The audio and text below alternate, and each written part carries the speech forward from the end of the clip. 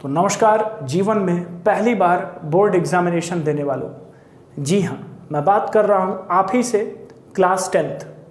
As we are continuing the first chapter of Geography for CBSE class 10th, and this is the highly anticipated topic which will be surely asked by the CBSE board in this year।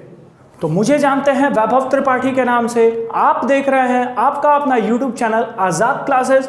आज का सफर शुरू करते हैं soil के साथ।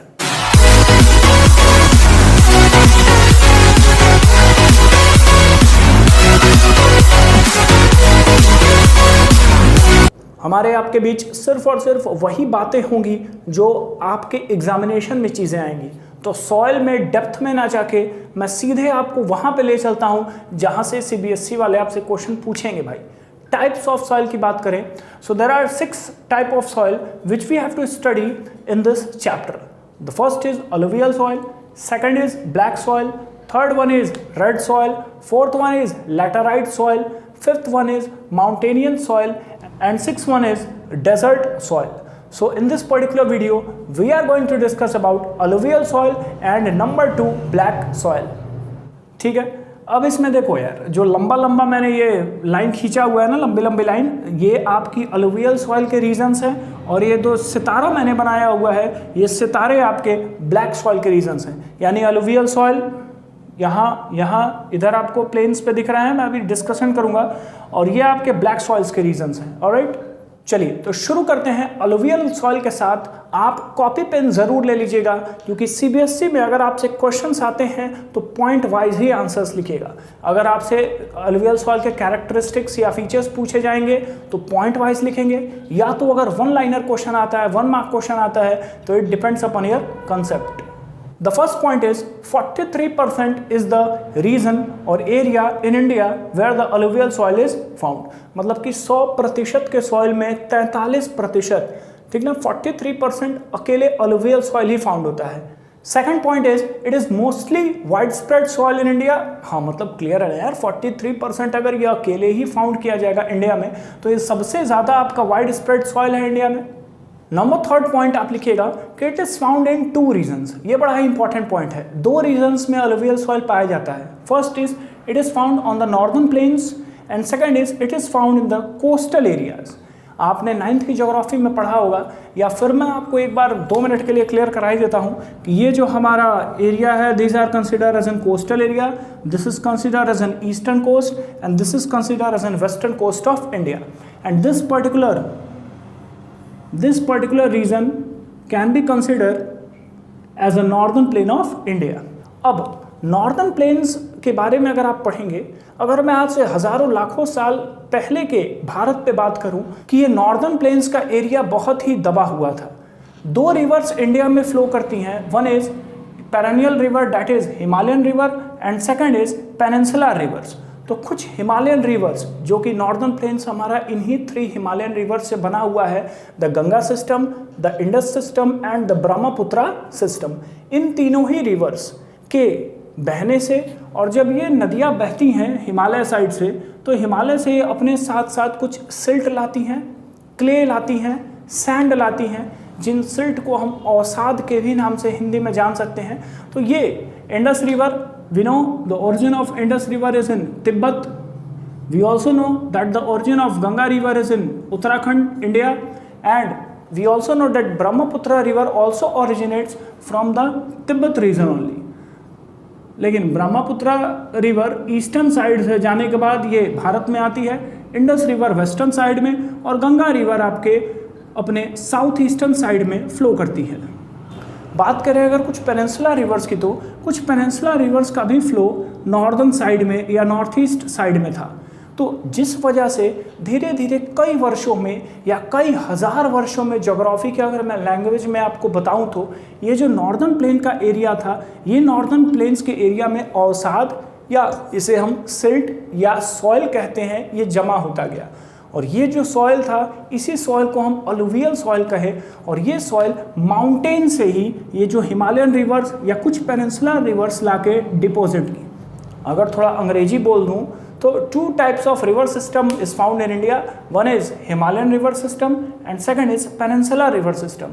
So there are 3 basic river systems. On the basis of that only the northern plain has been formed. One is the Indus system, the Ganga system and the Brahmaputra system.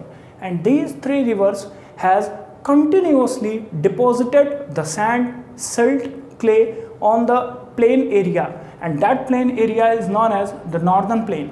And the deposition of sand or the silt, which is done either by Himalayan rivers or by Peninsular rivers, that sand or that silt is considered as alluvial soil or alluvial silt.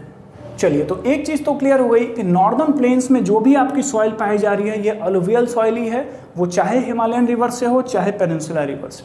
अब एक चीज़ और कि तिब्बत से Indus और ब्रह्मपुत्रा के साथ साथ एक रिवर और ऑरिजिनेट होती है and that river is called Sutlej river. और सतलज रिवर में भी एक इंटरेस्टिंग फैक्ट है कि ये भी इंडस की तरह अपने पश्चिम यानी कि वेस्टर्न साइड में बहती है।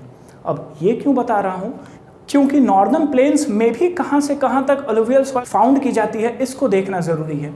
तो सतलज प्लेन्स से लेके ब्रह्मपुत्रा प्लेन्स यानी कि असम तक अलुवियल सॉइल पाई जाती है।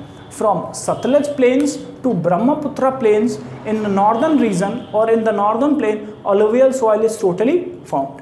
Now when we talk about the second region, so alluvial soil is found on the coastal areas. पहले वेस्ट कोस्ट पे बात करें तो वेस्ट कोस्ट में थोड़ा सा केरल साइड में अलुवियल सॉइल फाउंड की जाती है, बहुत ही माइनर प्रपोर्शन है, तो आपकी बुक में बहुत ज़्यादा तो हाईलाइट नहीं किया जाता है, लेकिन अगर आप थोड़ा सा डीपली जाओगे तो केरल के थोड़े से प्रपोर्शन में माइनर पोर्शन में अलुवियल सॉइल फाउंड की जाती है।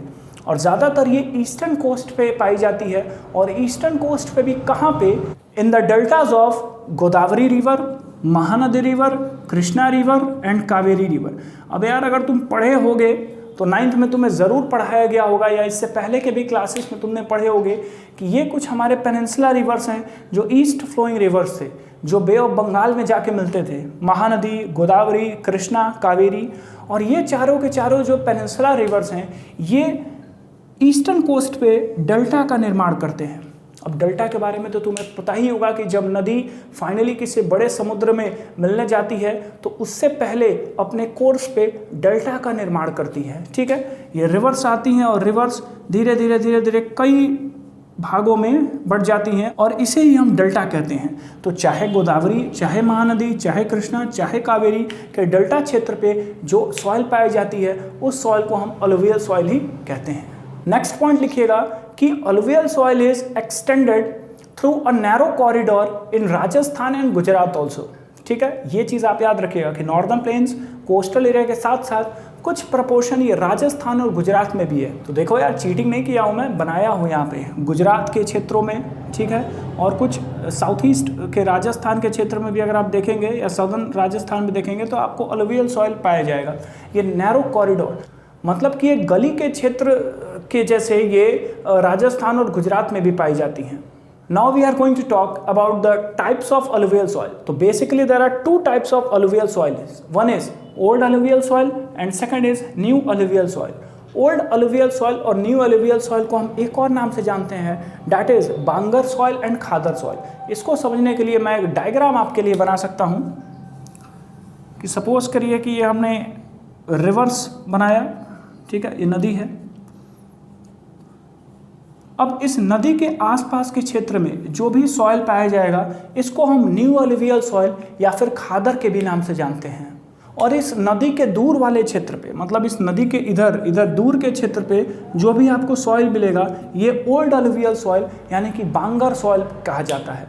देखिए, ये न्यू और ओल्ड किस बेसिस पे कहा जाता है, क्योंकि ये जो नदी है, ठीक है, या फिर ये जो नदी आपके बाढ़ के पानी से आ रही है, तो हर साल लगभग अगर यहाँ बाढ़ है या बाढ़ का पानी जहाँ तक भी जाता है तो उस बाढ़ के पानी के आसपास के क्षेत्र में जो भी मिट्टी पाई जाती है उसे हम न्यू अलुवियल सॉइल कहते हैं, क्योंकि हर साल बाढ़ का पानी इस मिट्टी को रिप्लेस करके नया बना देता है। तो नया बनाने के कारण इसे न्यू अलुवियल सॉइल कहते हैं। और ये जो सॉइल रह गई, यहाँ पे बाढ़ का पानी नहीं रहता है तो इस वजह से ये रिप्लेस नहीं हो पाती है, तो इसे हम ओल्ड अलुवियल सॉइल कहते हैं। अंतर क्या है कि अगर आप ओल्ड अलुवियल सॉइल की कभी खुदाई करेंगे तो आपको यहाँ कैल्शियम कार्बोनेट के तत्व मिलेंगे, यानी आपको इस तरह के कंकड़ मिलते हैं, ठीक है। लेकिन अगर आप खादर सॉइल पे बात करेंगे या खादर सॉइल को देखेंगे या इसकी खुदाई करेंगे तो ये आपको किसी तरह से कैल्शियम कार्बोनेट के यहाँ पे तत्व नहीं मिलेंगे, जिस वजह से khadar soil will be consider as most fertile in comparison to bhangar soil. मतलब यार पूरे के पूरे भारत में जितने सॉइल पाए जाते हैं उसमें से अलुवियल सॉइल तो सबसे फर्टाइल है ही है, लेकिन इसमें भी जो न्यू अलुवियल सॉइल यानी कि खादर सॉइल है that is most fertile soil.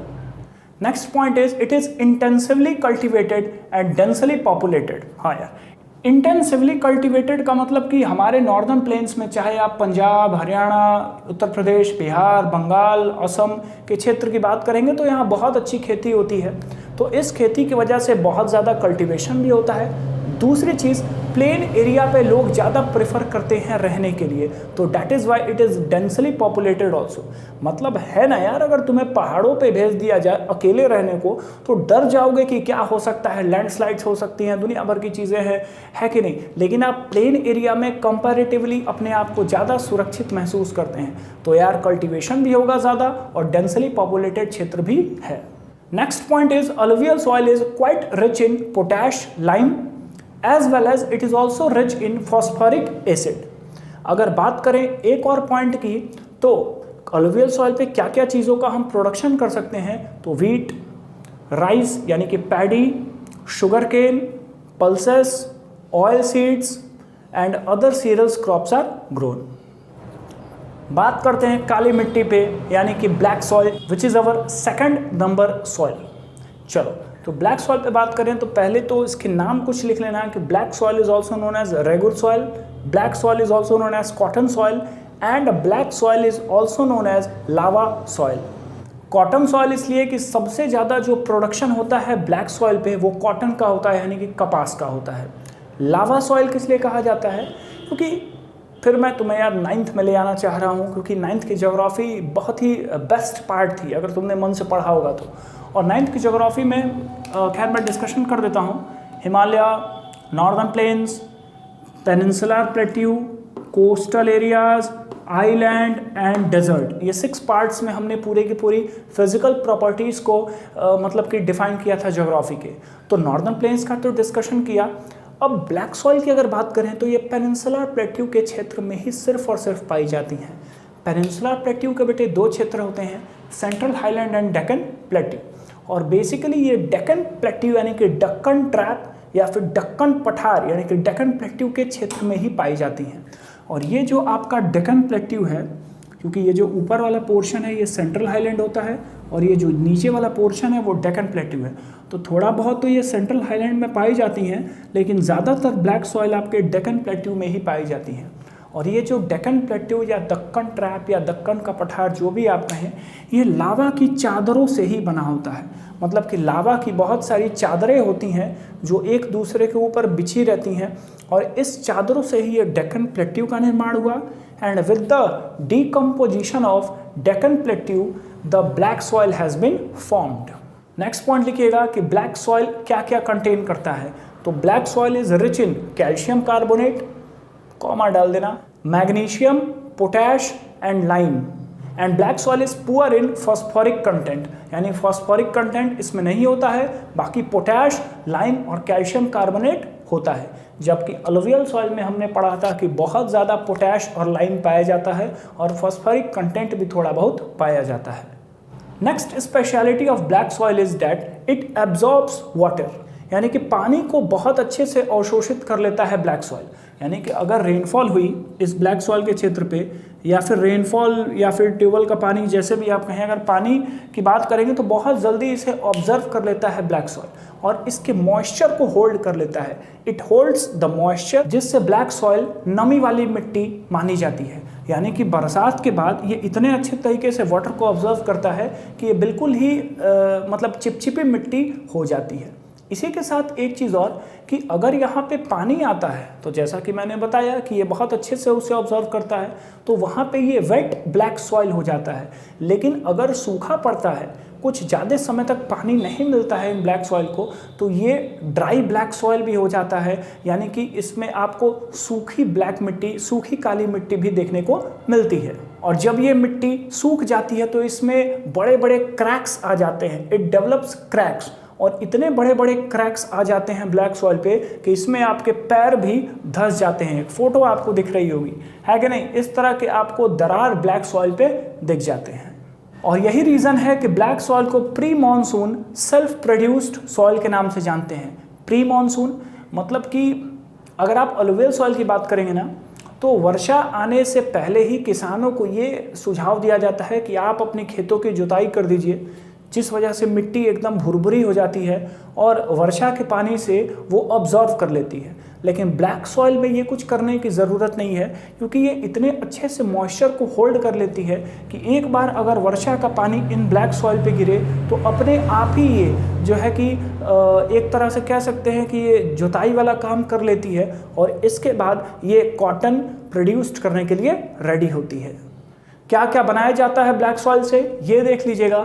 तो ब्लैक सॉइल से हम कॉटन, टोबैको, ज्वार, रागी और मेज प्रोड्यूस कर सकते हैं। The last point and the very important point for black soil is कि कौन कौन से रीजन्स है जहां ब्लैक सॉइल पाए जाते हैं। मैपिंग पे आपको कराता हूं मैं, जिससे आपको बहुत ही ईजिली याद हो जाएगा। देखो यार, पहले तो ये चांद सितारा तुम देख ही रहे होगे, बना लेना।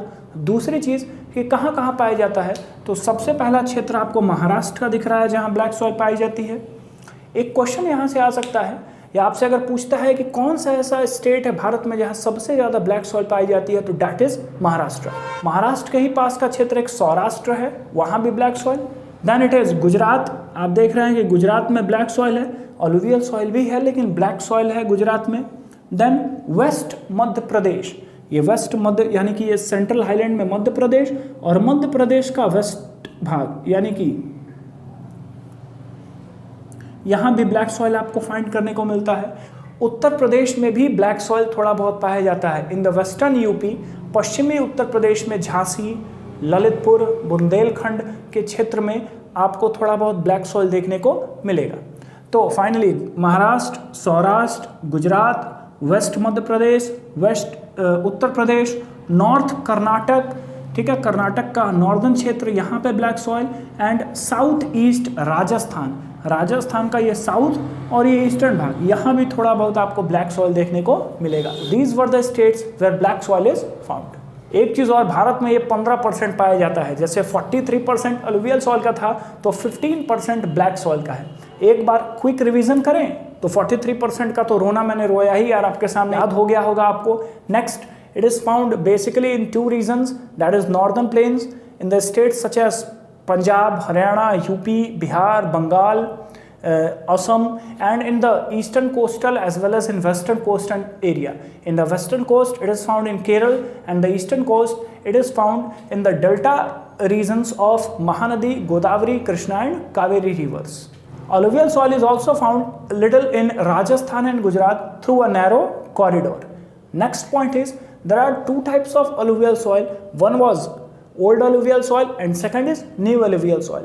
New alluvial soil is called khadar soil. It is replaced with rivers, so it is more fertile, and old alluvial soil is called bangar soil. It is also quite fertile but little less than khadar soil. Alluvial soil is intensively cultivated as well as densely populated area.